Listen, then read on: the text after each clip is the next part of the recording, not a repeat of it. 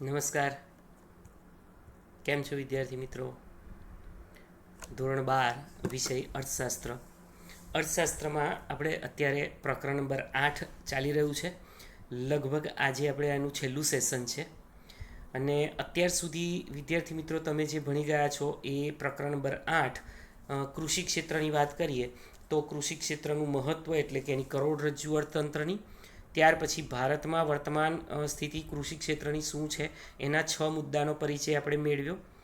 ત્યાર પછી 5 માર્ક્સનો એક અગત્યનો પ્રશ્ન, ભારતમાં નીચી ખેત ઉત્પાદકતાના કારણો, અને ફરી 5 માર્ક્સનો એક પ્રશ્ન, ખેત ઉત્પાદકતા વધારવાના ઉપાયો.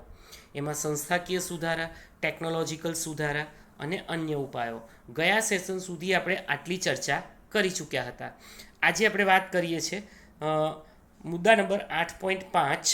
તમારા પાઠ્યપુસ્તકની અંદર જે કંઈ ચેપ્ટરનો અંત છે એ એન્ડમાં લગભગ તમારા ચોપડીના પેજ નંબર 101 ઉપર આપેલું છે, આધુનિક ખેતી, મોડર્ન એગ્રીકલ્ચર.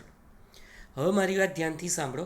આની અંદર છે ને આધુનિક ખેતીમાં હરિયાળી ક્રાંતિ, પાકની ફેરબદલી, તદુપરાંત પાક સંરક્ષણ અને કૃષિ સંરક્ષણ, આવા ચારેક મુદ્દા છે કૃષિ સંશોધન સહિતના. તો 4 મુદ્દા અને ફેરબદલીમાં 2 પેટા મુદ્દા. આની આપણે જાણકારી થોડી રાખવાની છે. બની શકે કે કોર્સમાંથી આ વર્ષ માટે, ફક્ત આ વર્ષ માટે આ શૈક્ષણિક મુદ્દો રદ પણ કરી શકે અને કર્યો પણ હોય તો પણ આપણે એકવાર જોઈ લેવું, અને ખાસ આપણી ચોપડીમાં જ આપણે એને ત્યાં ટીક કરી લેવું. તો શરૂઆત કરીએ છીએ આધુનિક ખેતી. મુદ્દા નંબર 8.5.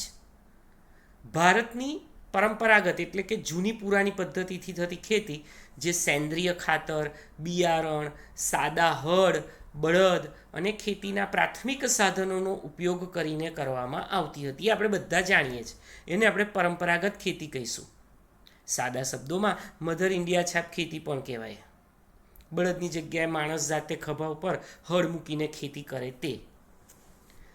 આ સાધનો ખૂબ ઓછી ઉત્પાદકતા આપતા હતા અને એટલે જ તેઓના ઉપયોગ દ્વારા આખા દેશની ખેતીજન્ય જરૂરિયાતો ન સંતોષી શકાય, શક્ય જ નહોતું. અને એટલે જ વર્ષ 1966થી ભારતમાં આધુનિક ખેતીનો જન્મ થયો, મોડર્ન એગ્રીકલ્ચર. આધુનિક ખેતીમાં શું આવે મિત્રો? તો કે આધુનિક ટેકનોલોજી, જેમ કે હાઇબ્રિડ બિયારણ, રાસાયણિક ખાતર, જંતુનાશક દવા, ખેતી કરવા માટેના નવા નવા યંત્રો, સિંચાઈની વિવિધ પદ્ધતિઓ જેવી કે ટપક સિંચાઈ પદ્ધતિ વગેરે, જેને કારણે ખેત ઉત્પાદનમાં પણ અભૂતપૂર્વ વધારો થયો. અને આ એક પ્રકારની ક્રાંતિ ગણાઈ ગઈ, રેવોલ્યુશનરી સ્ટેપ્સ. અને એટલે જ આ ક્રાંતિ ખેતી ક્ષેત્રમાં થયેલી હોવાથી એનું નામ હરિયાળી ક્રાંતિ પડ્યું. હરિયાળી ક્રાંતિથી એ ઓળખવામાં આવ્યા. તો વિદ્યાર્થી મિત્રો, આધુનિક ખેતી અંતર્ગત આપણે કુલ 4 મુદ્દાની ચર્ચા કરીએ છીએ. એમાંનો પહેલો પોઈન્ટ એટલે ગ્રીન રિવોલ્યુશન, હરિયાળી ક્રાંતિ. વર્ષ 1960-61માં ખેતી ક્ષેત્રની નવી ટેકનોલોજીનો ઉપયોગ ભારતમાં માત્ર 7 જિલ્લાઓમાં પાયલોટ પ્રોજેક્ટ રૂપે કરવામાં આવ્યો. શરૂઆતમાં એને IADP, intensive agricultural district programme, એટલે કે જિલ્લાઓ માટેના સઘન ખેતીના કાર્યક્રમ સ્વરૂપે ઓળખાયો. સમય જતાં એની અદ્ભુત સફળતાને કારણે તે આખા દેશ ઉપર લાગુ પાડવામાં આવ્યો. જુઓ, પહેલાં ફક્ત 7 જિલ્લાઓમાં પાયલોટ પ્રોજેક્ટ, અને પછી આખા દેશમાં, જેનું નામ HYVP, high yielding varieties programme, એટલે કે ઊંચી ઉત્પાદકતા આપતી જાતોનો કાર્યક્રમ, એ નામથી પણ ઓળખાયો, જેને આપણે હરિયાળી ક્રાંતિથી ઓળખીએ છીએ. તદુપરાંત એના બીજા પણ 3 નામ, 2 નામ હતા. એક તો આધુનિક ખેત ટેકનોલોજીનો કાર્યક્રમ અને બિયારણ, ખાતર, પાણીની ટેકનોલોજીનો કાર્યક્રમ. એટલે કુલ 4 નામ થયા હરિયાળી ક્રાંતિના.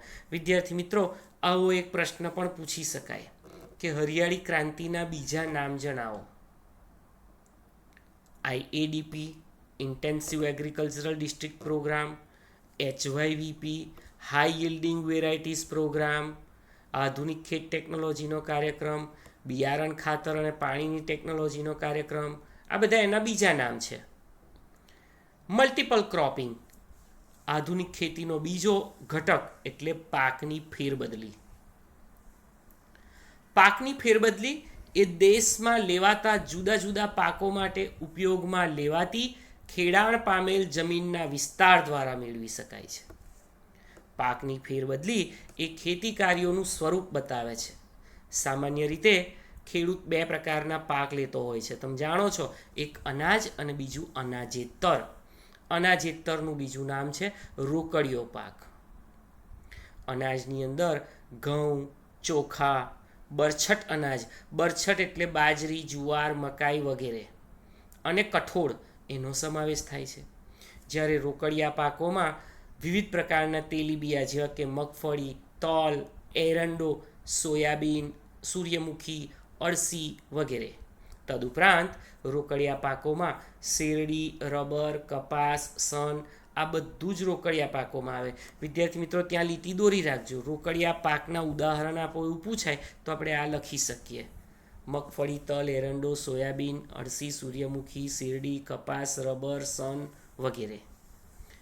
હવે આ પાકની ફેરબદલી આપણે જોઈ અનાજ અને અનાજેતર સ્વરૂપે. તો એના કારણો કયા? તો મુખ્યત્વે બે કારણો છે.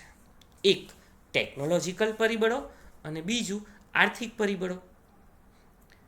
ટેકનોલોજીકલ પરિબળોની વાત કરીએ તો કોઈ એક વિસ્તારમાં પાકની ફેરબદલી એ જમીન, આબોહવા, વરસાદ આ બધી બાબતો પર આધાર રાખે છે.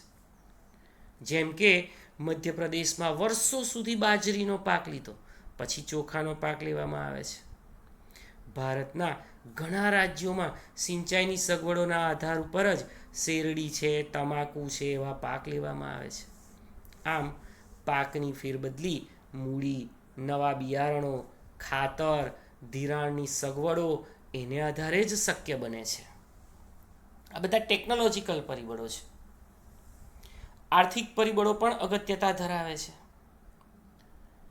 આર્થિક પરિબળોમાં પહેલું કિંમત અને આવક મહત્તમ બનાવવી, ખેતીજન્ય સાધનોની ઉપલબ્ધતા, ખેતરનું કદ, વીમા રક્ષણ અને મુદત એટલે કે જમીન માલિક પાસેથી મળેલ જમીનની મુદત. આ બધી બાબતો એ આર્થિક પરિબળોમાં સમાવિષ્ટ થાય છે. આ પરિબળોની ઉપલબ્ધતા કે ઉણપ જે તે પાકની પસંદગી કે ફેરબદલી માટે જવાબદાર છે. વિદ્યાર્થી મિત્રો, આઝાદી સમયે એટલે કે ઈસવીસન 1950-51માં અંદાજે 75% અનાજનો પાક અને ફક્ત 25% રોકડિયો પાક લેવામાં આવતો હતો. ત્યારબાદ 1966થી ઉપર આપણે જોયું એ પ્રમાણે હરિયાળી ક્રાંતિના ઘટકોના ઉપયોગ અમલમાં આવતા પાકની ફેરબદલી જોવા મળી. હવે તમે જુઓ, ધીમે ધીમે અનાજ ઘટતો જાય છે એટલે કે 64% અને રોકડિયો પાક 36% થઈ ગયો. 70-71માં તે 74 અને 26% લેવાયો હતો. પણ 2006-07માં એનું પ્રમાણ 64 અને 36નું થયું. ફરી પાકની ફેરબદલી થઈ. 2010-11માં અનાજનો પાક અંદાજે 66% અને વળી પાછો રોકડિયો પાક ઘટી અને 34% લેવાયો હતો. આ આંકડા agricultural statistics at a glance એની 2010-11ની આવૃત્તિમાં આપેલા છે અને એને આધારે આપણે આ આંકડા રજૂ કરીએ છીએ. તો વિદ્યાર્થી મિત્રો, પાકની ફેરબદલી એમાં રોકડિયો પાક અને ધાન્ય, અનાજ અને અનાજેતર એનું પ્રમાણ અને પ્રમાણમાં ચોક્કસ વર્ષોમાં થયેલ ફેરબદલી એ બાબતની ચર્ચા આપણે આર્થિક પરિબળોમાં કરવાની છે, ટેકનોલોજીકલ પરિબળોમાં કરવાની છે. હવે મોડર્ન એગ્રીકલ્ચરલનું ત્રીજું ઘટક એટલે ક્રોપ પ્રોટેક્શન, પાક સંરક્ષણ. વિદ્યાર્થી મિત્રો, જંતુનાશક દવાઓના ઉપયોગ વડે ખેત ઉત્પાદકતા વધવી જોઈએ, પરંતુ ભારતમાં જંતુનાશકોનો હેક્ટર દીઠ વપરાશ ખૂબ જ ઓછો છે. આર્થિક સર્વે 2015-16 મુજબ ભારતમાં માત્ર 0.5 કિલોગ્રામ પ્રતિ હેક્ટર જંતુનાશક દવાનો ઉપયોગ થાય છે, એટલે ફક્ત 500 ગ્રામ. જ્યારે અમેરિકામાં પ્રતિ હેક્ટર 7 કિલોગ્રામ, યુરોપની અંદર તે પ્રમાણ 2.5 કિલોગ્રામનું છે, જાપાનમાં 12 કિલોગ્રામનું છે, કોરિયામાં 6.6 કિલોગ્રામ જંતુનાશક દવાનો પ્રતિ હેક્ટર ઉપયોગ થાય છે. એને કારણે ભારતની અંદર 15-25% પાક જંતુઓ, રોગ, નીંદણ અને પશુ પંખીઓને કારણે નુકસાન પામે છે. જો આ જંતુનાશક દવાનો ઉપયોગ વધારી દઈએ તો આપણે પાકને બચાવી શકીએ. જંતુનાશક દવાઓ વિશેની યોગ્ય માહિતીનો અભાવ, નીચી ગુણવત્તાવાળી જંતુનાશક દવાઓ અને એના વપરાશ અંગેની માહિતીનો અભાવ, આ 3 ભારત માટે મોટા પ્રશ્નો છે. એટલે કે દૂર દૂર ગ્રામીણ વિસ્તારના ખેડૂતોને હાઉ ટુ યુઝ પેસ્ટિસાઇડ્સ, દવાઓનો કેવી રીતે ઉપયોગ કરવો એ ખબર નથી, અને પ્રોપર ગુણવત્તાવાળી જંતુનાશક દવાઓ એમના સુધી પહોંચતી નથી. એને ડાયલ્યુટ કરવી પડે, પાણી સાથે મિશ્રણ કરવું પડે, એનું પ્રમાણ ખબર નથી, એનું માપ નથી ખબર. કેમ? તો કે મોટે ભાગે ગ્રામીણ વિસ્તારના જે ખેડૂતો છે એ નિરક્ષર છે, અને જંતુનાશક દવાના પેકિંગ ઉપર મોટે ભાગે અંગ્રેજીમાં how to use and all that things એ અંકિત હોય છે, જે વાંચી નથી શકાતી. ભારતમાં થતા જંતુનાશક દવાઓનો અયોગ્ય ઉપયોગ એ પર્યાવરણ અને માનવ જાત માટે મોટા પ્રાણઘાતક બની રહ્યા છે. કારણ કે હાઉ ટુ યુઝ, કેવી રીતે એનો ઉપયોગ કરવો, જુઓ, સામા પવને દવા ન છાંટી શકાય ભાઈ, સીધી આપણા શ્વાસ, મોઢા અને આંખોમાં જાય, તો એનું પણ નોલેજ હોવું જોઈએ. ભારતના ખેડૂતોને જંતુનાશક દવાઓના જુદા જુદા પ્રકાર અને તેમના ઝેરીપણા વિશેની માહિતી આપવા માટે અંડરલાઇન કરો CIBRC, central insecticide board and registration committee. ફરી બોલું છું, central insecticide board and registration committee એક કાર્યરત છે, જેને CIBRC તરીકે ઓળખવામાં આવે છે, જે ખેડૂતોને માહિતગાર કરવા વિવિધ માર્ગદર્શિકાઓ બહાર પાડે છે, જે જંતુનાશકોના પ્રમાણ, ઉપયોગનો ગાળો અને ઝેરીપણા, એટલે કે કેટલું વિષેલું છે, એની પણ સમજણ આપે છે. આ માહિતીનો વ્યાપ ખેડૂતોમાં વધારવો જોઈએ, જેથી જંતુનાશક દવાઓ પર્યાવરણ સંવર્ધક બને, બિનઝેરી અને સસ્તી બને, જેથી નાના ખેડૂતો પણ પ્રોત્સાહિત થાય અને તે ખરીદી શકે, તેમજ ખેત ઉત્પાદકતામાં વધારો લાવી શકે. એની પણ આજે જરૂર છે. તો ક્રોપ પ્રોટેક્શન, પાક સંરક્ષણમાં જંતુનાશક દવા, એની માહિતી આપણે આપવાની છે. કેટલો વપરાશ છે હેક્ટર દીઠ ભારતમાં? ફક્ત 0.5 કિલોગ્રામ પ્રતિ હેક્ટર વપરાશ છે. 2015-16ના આર્થિક સર્વેમાં આ માહિતી આપણી સમક્ષ આવેલી છે. ચોથું, કૃષિ સંશોધન, એગ્રીકલ્ચરલ રિસર્ચ. ICAR, અંડરલાઇન કરો, Indian Council of Agricultural research. ICAR એ એવી એકમાત્ર સંસ્થા છે જે ભારતમાં વિવિધ કૃષિ સંશોધન કરાવે છે ભાઈ, એટલે કૃષિ ક્ષેત્રે રિસર્ચ કરાવે છે નવા ને નવા. તે માટેની વ્યવસ્થાઓ કરે છે, તે માટેની મદદ પૂરી પાડે છે. આ ઉપરાંત દેશમાં ખેતી સહિત બાગાયતી ખેતી, મત્સ્યપાલન, પશુપાલન વિજ્ઞાન, એના વિશે પણ જ્ઞાન ફેલાવવામાં મદદરૂપ થાય છે, નોલેજ ફેલાવે છે એનું. ICAR, Indian Council of Agricultural Research, એ હરિયાળી ક્રાંતિના વિસ્તાર માટે પાયાનું કામ કરે છે. તેને રાષ્ટ્રીય અનાજ પ્રાપ્તિ અને પોષણયુક્ત રક્ષણ મળી રહે તે માટે શક્ય તેટલા પ્રયત્નો પણ સતત ને સતત કર્યા છે. તો કૃષિ સંશોધન કઈ સંસ્થા ICAR કરે છે? તમને MCQમાં પહેલાંનો 7મો પૂછાયેલો જ છે. ભારતમાં કૃષિ સંશોધન કરતી સંસ્થા કઈ?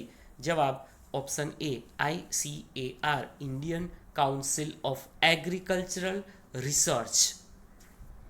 તો વિદ્યાર્થી મિત્રો, આધુનિક ખેતી એટલે કે મોડર્ન એગ્રીકલ્ચરલમાં પહેલો મુદ્દો હરિયાળી ક્રાંતિનો જોયો, બીજો મુદ્દો પાકની ફેરબદલી. આ પાકની ફેરબદલી માટેના 2 કારણો, ટેકનોલોજીકલ પરિબળો અને આર્થિક પરિબળો.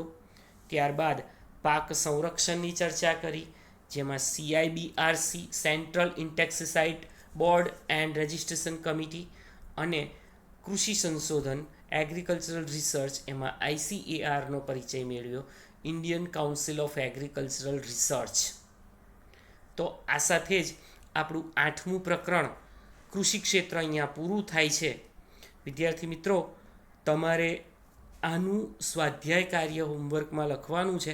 સ્વાધ્યાય કાર્યમાં યાદ રાખજો, ફક્ત MCQ, ત્યાર પછી 1 વાક્યવાળા પ્રશ્નો જે આપેલા છે 5, ત્યાર પછી 2 માર્ક્સનો એક એવા 5 પ્રશ્નો આપેલા છે ત્રીજાના, એ લખવાના છે. ચોથો અને 5મો પ્રશ્ન ઓલરેડી તમે લખેલો છે, એટલે ફરીથી લખવાનો નથી. એનો અર્થ એ થયો કે સ્વાધ્યાયનો પહેલો, બીજો અને ત્રીજો પ્રશ્ન તમારે હોમવર્કમાં લખવાનો છે. અને બીજું ખાસ, પરીક્ષા માટે કાળજી રાખજો, જે મુદ્દો શૈક્ષણિક મુદ્દો સરકારશ્રીએ રદ કરેલો છે એ મુદ્દા આપણે તૈયાર નથી કરવાના, ફક્ત એનું જ્ઞાન, એની સમજણ મેળવી લેવાની, પરીક્ષા માટે એની તૈયારી કરવાની નથી. દરેક ચેપ્ટરમાં આવા મુદ્દા જે કંઈ પણ રદ કરેલા છે તમારે ચોપડીમાં એનું એડિટિંગ કરી દેવાનું. ઓકે, તો આ સાથે જ આપણું અહીંયા 8મું પ્રકરણ કૃષિ ક્ષેત્ર જે છે એ પૂર્ણ થાય છે. નમસ્કાર.